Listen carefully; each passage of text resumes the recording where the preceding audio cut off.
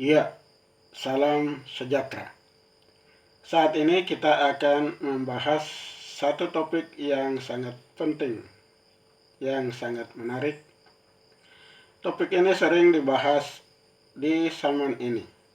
Namun, saya ingin juga mau membahas dari sisi yang lain, yaitu dari sisi penginjilan. Judul yang saya mau bahas pada saat ini adalah tentang 1 dan 3 di dalam Alkitab.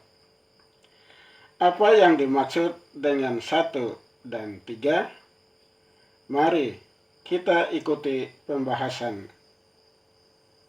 Ya, 1 dan 3. Itu adalah judul kita pada saat pembahasan ini, yaitu Esa dan Trinitas. Apa yang dimaksud dengan Esa dan Trinitas? Dan apakah Esa sama dengan Trinitas? Mari kita ikuti pembahasan selanjutnya. Di sini ada pertanyaan. Esa adalah jati diri Allah? Sebelum kita masuk ke dalam pembahasan ini selanjutnya, mari kita ikuti dulu kriteria Alkitab. Karena kriteria Alkitab ini akan menolong kita untuk mengerti atau menafsirkan Alkitab dengan benar atau dengan baik dan benar. Oleh sebab itu, mari kita amati pembahasan ini dengan seksama. Di dalam Alkitab ada 4 kriteria. Yang pertama adalah pokok pembahasan. Yang pertama adalah pokok pembahasan. Yang kedua adalah konteks pembahasan. Dan yang ketiga adalah teks pembahasan. Kemudian yang terakhir adalah referensi pembahasan. Yang dimaksud dengan pokok pembahasan adalah seperti ini, atau yang sering disebut perikop. Ini adalah perikopnya dari Keluaran pasal 20. Kemudian kita juga melihat konteks pembahasan. Yang dimaksud dengan konteks pembahasan adalah yang ini. Yang dimaksud dengan konteks pembahasan adalah yang ada di bawah pokok pembahasan. Jadi kesemuanya ini disebut dengan konteks pembahasan. Kemudian yang berikut adalah teks pembahasan. Yang dimaksud dengan teks pembahasan adalah yang ini, yaitu ayat per ayat. Jadi ayat per ayat yang di dalam kop pembahasan dan teks pembahasan adalah yang ini. Dan yang terakhir adalah referensi pembahasan. Yang dimaksud dengan referensi pembahasan adalah ayat-ayat yang tertulis di bawah ini. Kesemuanya ini disebut referensi pembahasan. Mengapa demikian? Karena dari referensi pembahasan ini ada ayat-ayat yang akan memberikan petunjuk bahwa teks pembahasan yang kita tidak pahami, kita akan menemukannya di buku-buku yang lain. Sehingga sangat penting untuk kita mempelajari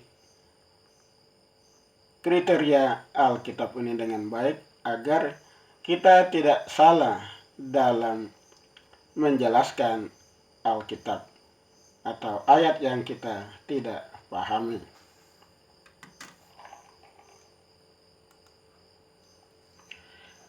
Di dalam Keluaran pasal 20 ayat 2-5 dikatakan demikian. dengan judul ke-10 firman. Akulah Tuhan Allahmu yang membawa engkau keluar dari tanah Mesir, dari tempat perbudakan. Jangan ada padamu Allah lain di hadapanku. Jangan membuat patung yang menyerupai apapun yang ada di langit di atas, atau yang ada di bumi di bawah, atau yang ada di dalam air di bawah bumi. Jangan sujud menyembah kepadanya atau beribadah kepadanya, sebab aku Tuhan Allahmu, Allah yang cemburu, yang membalaskan kesalahan bapa kepada anak-anaknya, kepada keturunannya yang ketiga dan keempat dari orang-orang yang membenci aku. Saudaraku, di dalam ayat ini saya garis bawahi dan memberikan warna yang lain, menunjukkan bahwa ini ayat sangat penting di dalam konteks pembahasan ini, yaitu jangan ada padamu Allah lain dan jangan membuat patung. Dan yang ketiga, jangan menyembah kepada patung yang Anda buat. Itulah ayat yang pertama. Ayatnya yang kedua adalah Ulangan 6. Di dalam Ulangan 6 dengan judul kasih kepada Allah adalah perintah yang utama. Dengarlah hai orang Israel, Tuhan itu Allah kita, Tuhan itu Esa. Kita lanjut ke ayatnya yang ketiga, Markus 12 ayat 29 sampai 32. Dengan judul hukum yang terutama. Jawab Yesus, hukum yang terutama ialah, dengarlah hai orang Israel, Tuhan Allah kita itu Tuhan Esa. Saya ulangi, Tuhan Allah kita, Tuhan itu Esa. Lalu kata ahli Taurat itu kepada Yesus, tepat sekali guru, benar katamu itu, bahwa dia Esa dan bahwa tidak ada yang lain kecuali dia. Jadi saudaraku, saya juga garis bawahi di dalam ayat ini, yaitu Tuhan itu Esa. Dia Esa. Tidak ada yang lain kecuali dia. Jadi saudaraku, ayat ini menunjukkan tentang Esa.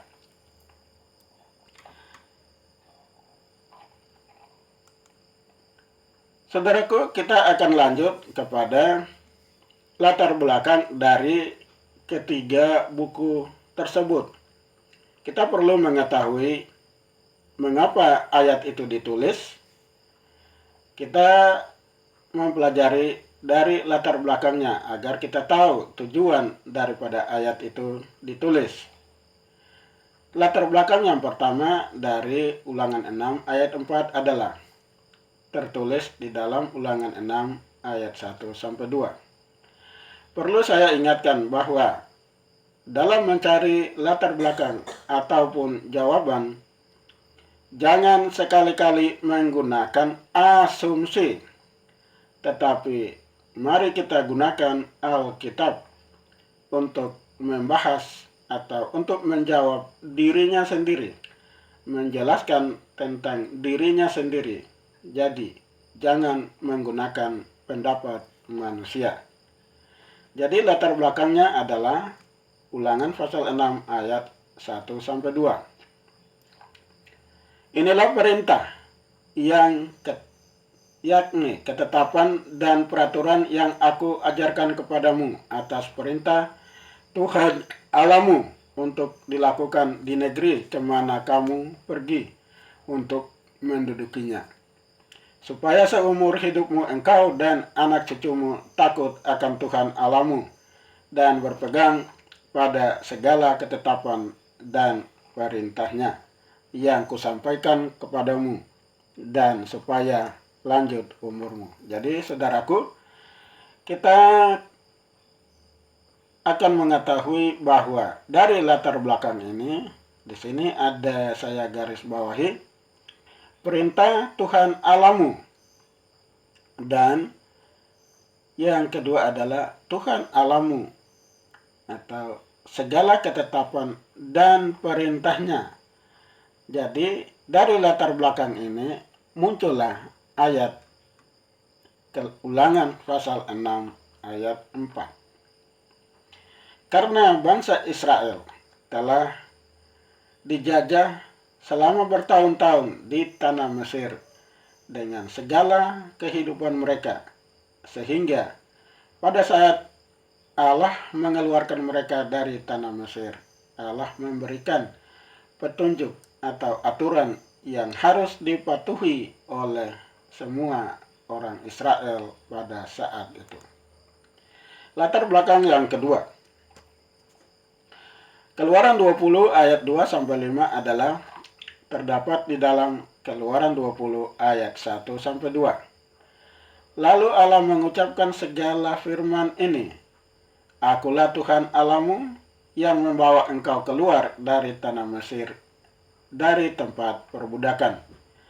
Itulah dasar latar belakang dari Keluaran 20 ayat 1-2. Mengapa? Karena firman mengatakan bahwa Akulah Tuhan Allahmu yang telah membawa engkau keluar dari tanah Mesir, tempat perbudakan. Itu latar belakang yang kedua. Kemudian kita lihat juga latar belakang yang ketiga dari Perjanjian Baru, yaitu Markus 12 ayat 29 dan 32 adalah terdapat di dalam Markus 12 ayatnya yang ke-26. Dan juga tentang bangkitnya orang-orang mati. Tidakkah kamu baca dalam kitab Musa, dalam cerita tentang semak duri, bagaimana bunyi firman Allah kepadanya, bahwa Akulah Allah Abraham, Allah Ishak, dan Allah Yakub. Saudaraku, ini sangat penting bagi kita bahwa tidak ada Allah lain di hadapanku. Dikatakan di dalam Perjanjian Baru sangat jelas, Akulah Allah Abraham, Allah Ishak, dan Allah Yakub. Saudaraku, kita telah mempelajari bagian yang pertama adalah tentang Esa. Di dalam mempelajari Esa ini kita hanya menggunakan 3 buku, yaitu Keluaran 20 ayat 2-5, Ulangan 6 ayat 4, serta Markus 12 ayat 29-32.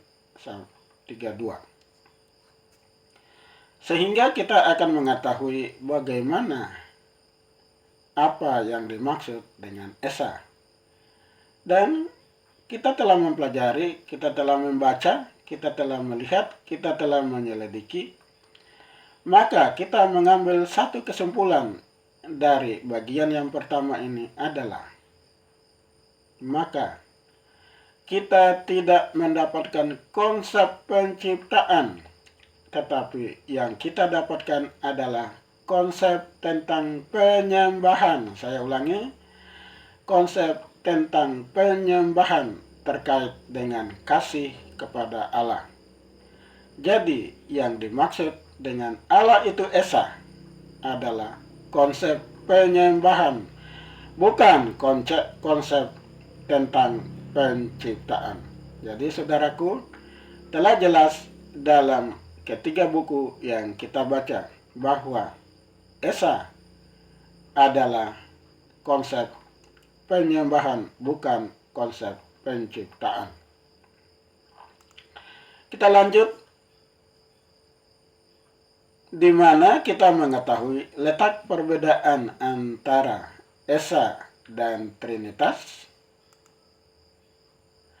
Maka Esa adalah konsep penyembahan. Saya ulangi, maka Esa adalah konsep penyembahan dari dasar Alkitab yang kita sudah bahas tadi. Lalu pertanyaan lagi bahwa apakah ada hubungannya antara Esa dengan Trinitas? Saudaraku, ini sangat penting kita pelajari agar kita tidak terjebak pada pertanyaan yang disampaikan kepada kita, sehingga kita menjawab dengan baik. Kita perlu mengetahui apa hubungannya Esa dengan Trinitas. Di sini terdapat pertanyaan, Trinitas adalah konsep penciptaan, atau apakah Trinitas itu konsep penciptaan? Kita akan mempelajari selanjutnya. Sebelum kita masuk kepada konsep Trinitas, perlu Anda ketahui bahwa ada konsep tentang 3 pribadi dan 1 hakikat. Saudaraku, saya mau sampaikan bahwa 3 pribadi dan 1 hakikat ini konsep yang sulit dijelaskan di dalam Alkitab. Mengapa? Karena kedua konsep ini harus terlebih dahulu dijelaskan di dalam Kamus Bahasa Indonesia. Dan setelah itu, arti di dalam bahasa Indonesia itu boleh dihubungkan dengan dasar Alkitabiah. Apakah benar demikian? Saudaraku, ini pertanyaan yang akan dibahas pada judul yang lain atau di video yang lain. Karena kita harus melihat, saudaraku, bahwa konsep pribadi dan konsep hakikat itu kita pelajari dulu di dalam Alkitab, bahwa apa yang dimaksud dengan wilayah Alkitabiah, saudaraku. Ini wilayah Alkitabiah atau di dalam Alkitab. Saya kasih contoh, ini Alkitabnya, lalu Alkitab ini kita bagi 2 menjadi wilayah kemanusiaan dan wilayah kealahan. Saudaraku, kita hati-hati di sini, karena apa yang dimaksud dengan wilayah kemanusiaan adalah dari isi Alkitab ini, yang apa yang tertulis di dalam Alkitab yang kita pahami, itu kita golongkan ke dalam wilayah kemanusiaan yang kita bisa bahas.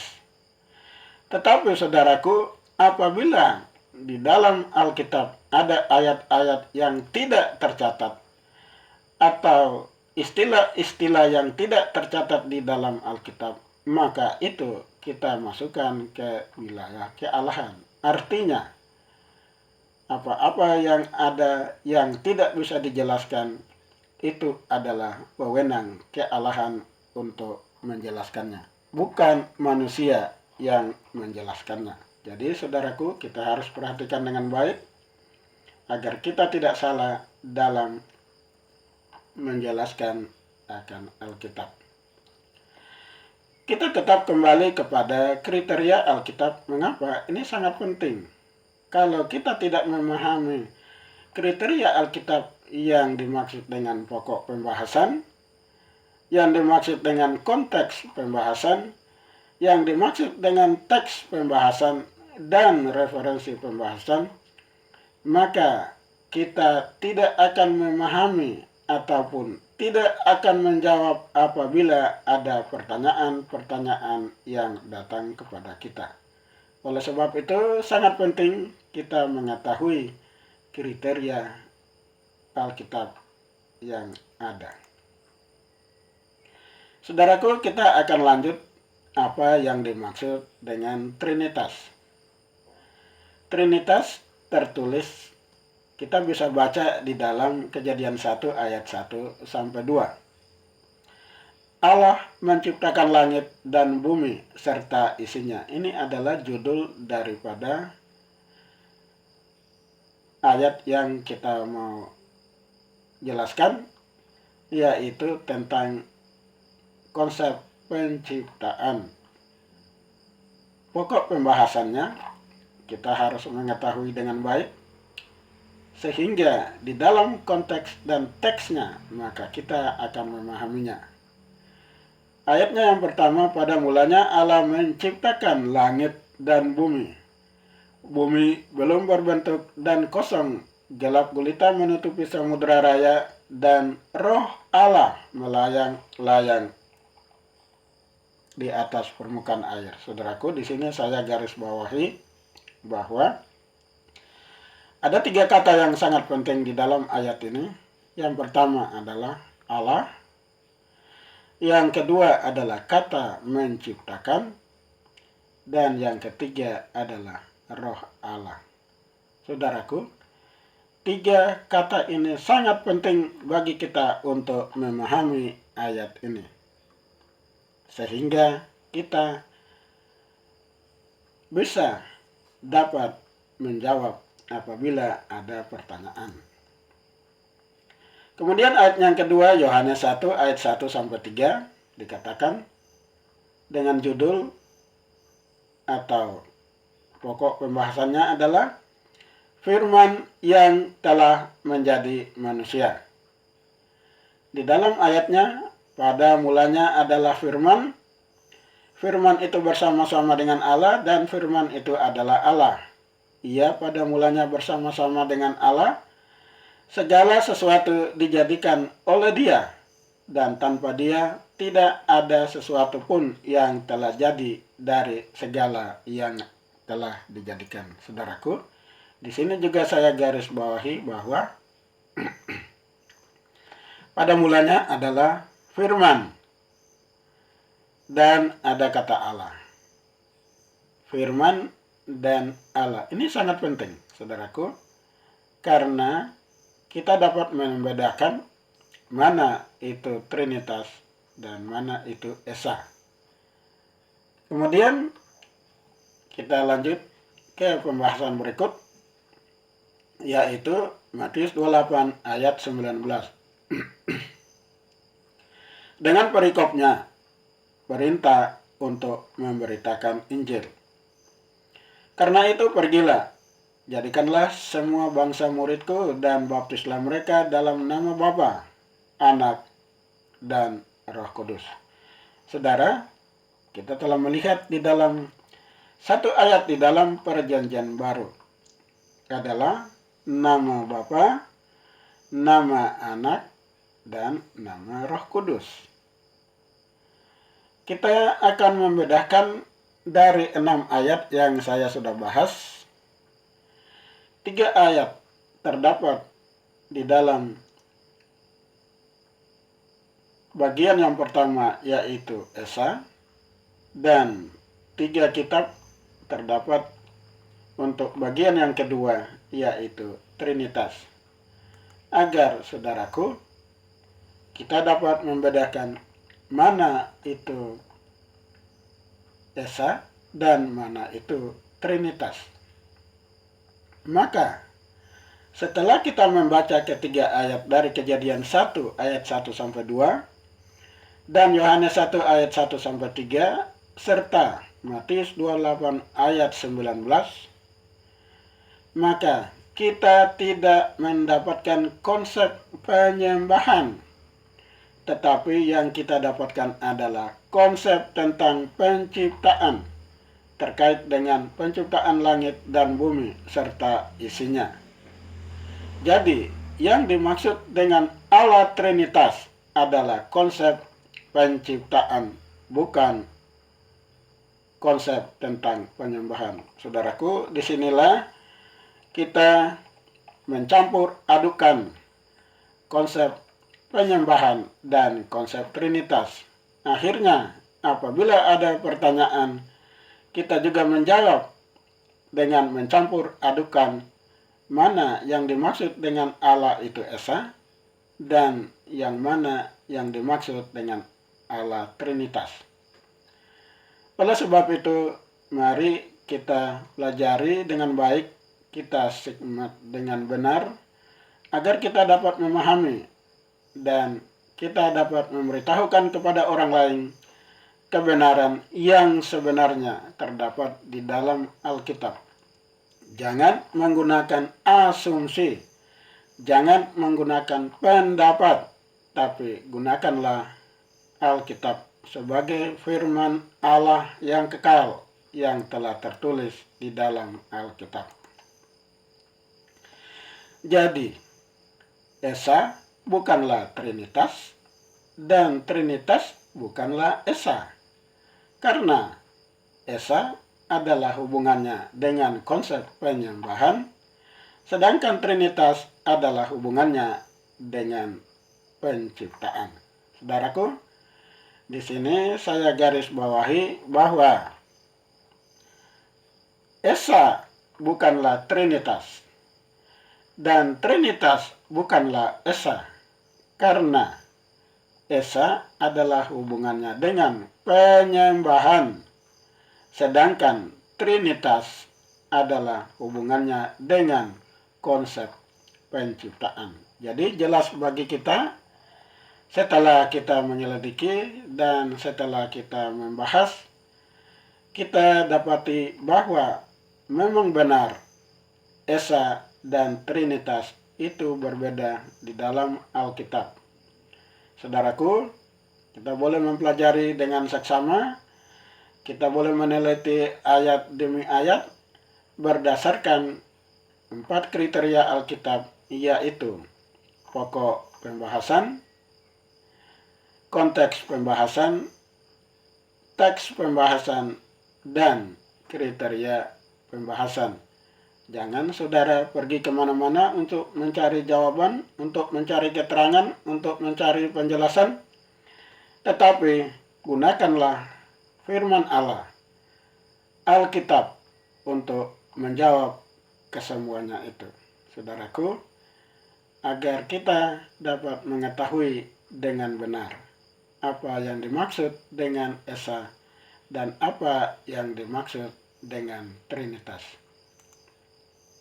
Saudaraku, kita telah mempelajari satu topik yang terbagi dari 2 bagian yang sangat menarik bagi kita. Karena ini sangat penting bagi kita untuk kita mengetahuinya. Jangan kita menggunakan pendapat kita sebagai manusia untuk menjelaskan ayat-ayat Alkitab. Tapi mari kita gunakan Alkitab. Apa yang sudah tertulis di dalam Alkitab, jangan menambah, jangan mengurangi. Tapi kita gunakanlah firman Allah yang kekal itu, yang terdapat, yang sudah tertulis di dalam Alkitab, agar kita dapat menjelaskan dengan benar apabila ada pertanyaan-pertanyaan yang datang kepada kita. Saudaraku, itulah pembahasan yang dapat saya bawakan pada saat ini. Kiranya pembahasan ini dapat memberikan wawasan yang baru, mendapatkan inspirasi yang baru, agar saudara dapat mengetahuinya dengan baik dan benar tentang konsep penyembahan dan konsep penciptaan. Saya ulangi, konsep penyembahan dan konsep penciptaan. Demikian pembahasan saya, saudaraku. Ini ada alamat saya. Apabila saudara ingin berdiskusi lebih lanjut, boleh menghubungi alamat yang di bawah ini dengan Skype Sinegik Bingung. Saya ulangi, Sinegik Bingung. Saudara, terima kasih atas perhatian Anda. Tuhan memberkati.